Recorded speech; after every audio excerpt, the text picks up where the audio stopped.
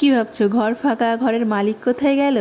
আসলে আজকে ভেবেছি গোপালের ঘরটা পরিষ্কার করব। আর তো মাত্র হাতে গোনা কয়েকটা দিন, তো আস্তে আস্তে কাজগুলো এগোতে হবে, না হলে হয়তো দিন মতো কিছুই করে উঠতে পারবো না।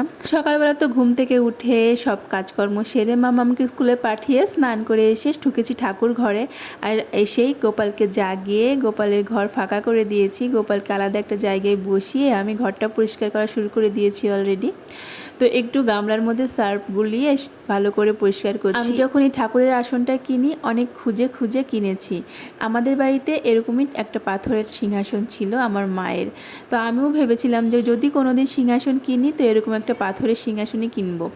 এগুলো কিনলে কি হয়, ইচ্ছা মতো পরিষ্কার করা যায়, জল দিয়ে মোছা যায়। আমি তো প্রতি বৃহস্পতিবারই ঠাকুরের আসনটা ওপর ভালো করে মুছে পরিষ্কার করে নিই, আর মাসে একবার করে ডিপ ক্লিনিং করি।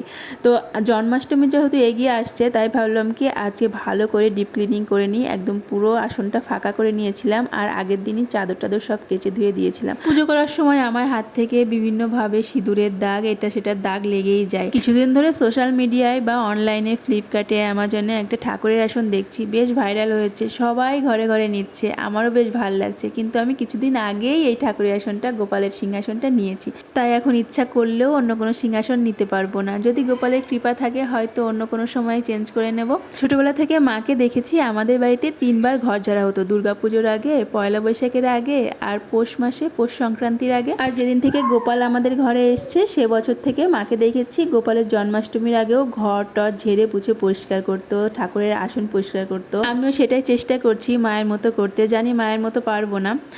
তো ঠাকুরের সিংহাসনটা পরিষ্কার করা হয়ে যাওয়ার পর আমি এবার গোপালকে ভালোভাবে স্নান করিয়ে নিলাম, আর গোপালকে স্নান করার আগে গোপালের গয়নাগুলো খুলে নিলাম। প্রতি বছর জন্মাষ্টমীর আগে গোপালের গয়নাগুলো খুলে ভালো মতো পরিষ্কার করা হয়, গোপালকে অঙ্গরাগ করা হয়, আর গোপালকে অঙ্গরাগ মনাই করিয়ে দেয়। এবছর ভাবছি অঙ্গরাগটা ঠিকঠাকই আর 2-1 জায়গায় উঠে গেছে, সেটা আমিই করিয়ে দেবো ভাবছি। আর গোপালের যে গয়নাটার কথা বলছিলাম, আমাদের যখন বিয়ে হয়নি পাখি তো হওয়ার কোনো প্রশ্নই আসে না, তো তখন থেকে আমার মায়ের নাতি নাতনির খুব শখ ছিল। গোপালকে যেহেতু আমি সন্তান রূপে দেখি, তাই মা এই নাতিকেই তার জমানো টাকা দিয়ে এই গয়নাগুলো বানিয়ে দিয়েছিল একবার জন্মদিনে।